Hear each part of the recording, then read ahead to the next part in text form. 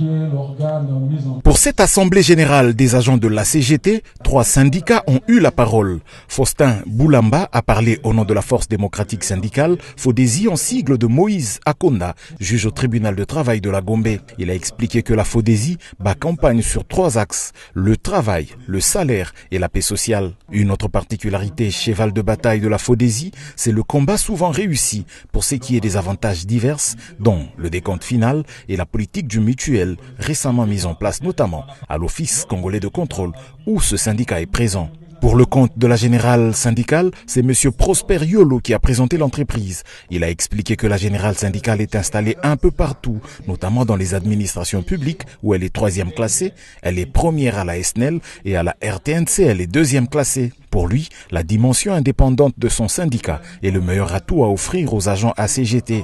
La base de tout dans ce syndicat est l'amour. Les délégués syndicaux seront formés sur cette base-là. Des départs honorables à la retraite, la lutte contre le harcèlement en milieu de travail, l'égalité des chances sont entre autres des axes de bataille où la GS est passée maîtresse. La 3e organisation syndicale qui a eu la parole, c'est le syndicat des travailleurs de l'ACGT, le syndicat maison.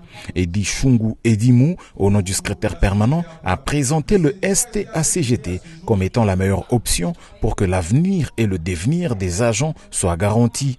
C'est pour la 3e année que le STACGT participe à ces élections. Pour lui, la cohabitation syndicale est peu indiquée. Pour preuve, la première année de vie de ce syndicat, qui était une cohabitation, n'a apporté que des conflits, alors que la 2e année où le STACGT a siégé seul, plusieurs avantages ont été acquis. Il a cité notamment les pécules de congé, les indemnités kilométriques, les soins de santé, la mise en place d'un plan de carrière et tant d'autres choses au bénéfice des agents. On est mieux servi que par soi-même, a conclu Edi Chungu. La bataille électorale syndicale pour l'exercice 2023-2026 au sein de la CGT est ainsi lancée. Prochaine étape, le dépôt des listes des candidats délégués syndicaux pour le 23 mai 2023.